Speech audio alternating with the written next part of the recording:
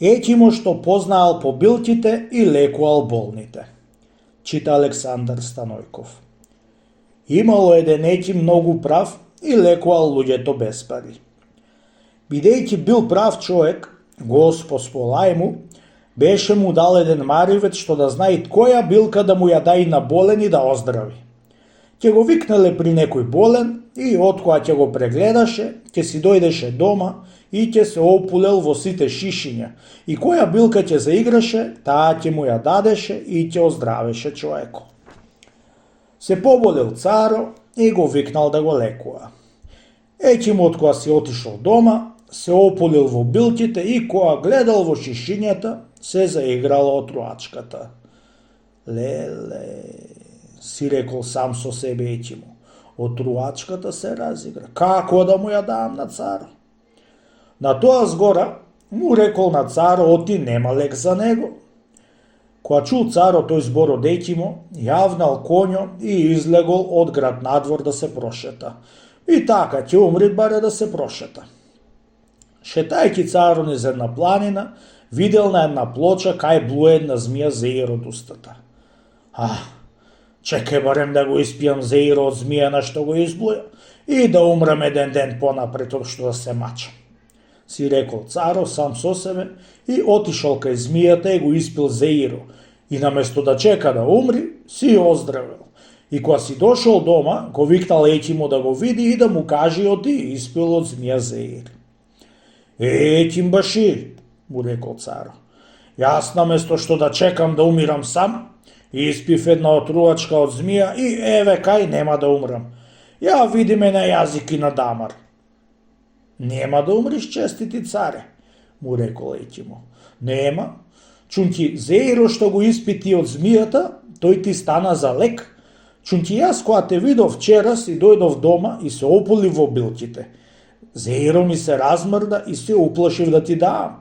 Арно, ама уште еднаш нема да запрам други му, што билка да ми се размрда, од таа ќе му давам. Ете, тој бил лек од тебе, честити царе, и од тој си оздраве. Од тој ден веќе Етимо од која билка ќе видел да му заигра на некој болен, од таа му давал. И дури би жив тој Етим, се така работел и си оставил едно име што да се памети и до ден денеска. Имало некој сиромав човек што бил болен од силјо, демек офтика, не знам колку години.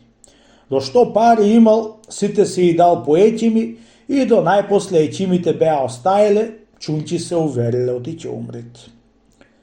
Знаејќи болни оти ќе умира, се распуштил што годе да јади и да пие, да и така ќе умрит, барем да се изнајади. Од ден на ден се полошо и полошо и најпосле паднал в постела.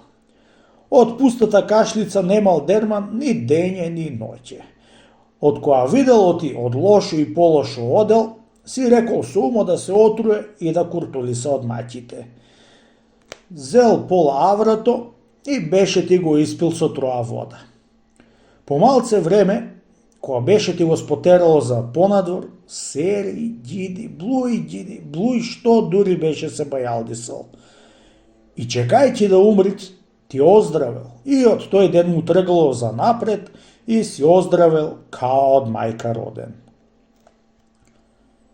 Еден друг болен од силјо отишол при некој голем и главен Етим да се лекува и од која го видел Етимо го познал оти во цревата има силј и се уверил оти ќе умира по неколку месеци. Да не се мачи болниот, пресапил Етимо да му речи да јади сторен расол, демек пресен, една недела со ред и ќе се умрел болниот. Од кога чул таа заповед од Етимо болниот, многу ќео му се сторило дека му дал изим да јади сторен расол. Чунки неколку Етима што го лекувале, никако не му даале да касни расол. Од која јал по една зелка расол на ден, си оздравел и по еден месец кренал на рамо еден најголем мисир и му го однесол на Етимо. Кога го видел Етимо, на големо чудо беше станал и му дал едно каве со нешто пресно да се опие и го распарал да види од што оздраве. Кога гледа, листи од расоло беа му се налепиле на цревјата и му се зајакнале. Друг еден силјосан човек од која беше го стаиле ќимите и од која видело ти ќе умрит, сварил една низа пиперчиња црвени и ја испил чорбата. Кога го запалила на срце, 9 пати беше го избила жешка пот и наместо да чека да се отруе, оздравел и многу години живеел.